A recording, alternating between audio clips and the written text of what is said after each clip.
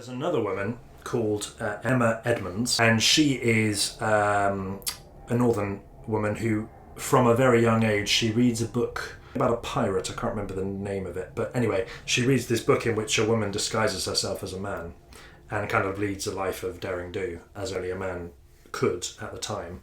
And she's inspired by this, and she thinks, one day I'm going to pretend to be a man and I'm going to become a soldier. And this she does. She very convincingly passes herself off as Franklin Thompson. She takes on this fake name, and she fights in the 2nd Michigan Infantry. And she works as a sort of nurse in the field, but obviously a male nurse, because that's her ruse. But there's a touching story where she gets to know this guy called Jerome, and he of course thinks that he's just talking to another one of the boys. He kind of unburdens himself to her and tells her about things he's struggling with, and he's a very moral guy, and he doesn't like the fact that the Union soldiers all tramp off to the whorehouses, going down the line as it was called. She thinks, oh blimey, this is nice. I'm finally talking to a kind of civilized guy who's not just looking to kind of get off whenever he can. So she starts to fall in love with him, and of course this isn't impossible. It's a bit like Twelfth Night, Shakespeare. It's Viola. It cannot last. So eventually she takes him to one side, they go for a walk in the woods, and she tells him. She very bravely decides, which is kind of a dangerous move, because if he'd taken it the wrong way, he could have reported her, and women who dressed up as men and pretended to be soldiers were then treated as common prostitutes, because you had what were called camp followers, which were women that would attach themselves to military units as they were passing through places. And often it was perfectly innocent. There would be wives who would come and would cook for their husbands and would travel with them and set up camp with them. Kind of extraordinary thought. It seems unthinkable in a kind of modern military context. But you would also have prostitutes, obviously, inevitably attaching themselves to the regiments as they moved around.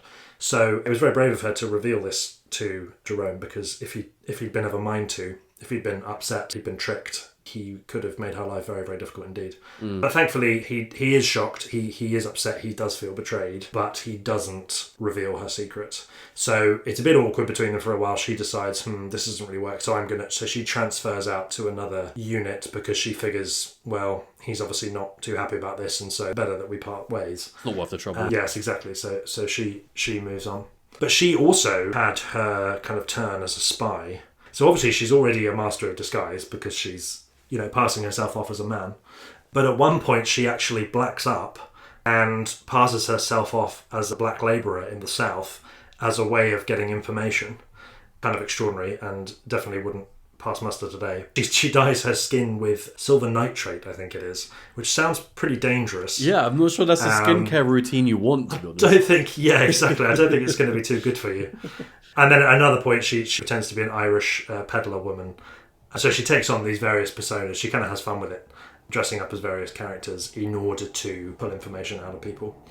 So in 1863, sadly, she gets malaria. This is the point at which, if she's treated for it, it's going to become very clear very quickly when they start to strip her off that she is not in fact what she says she is. So she deserts at that point to seek private treatment. She drops the disguise completely, goes back to just being a female nurse, a straightforwardly female nurse.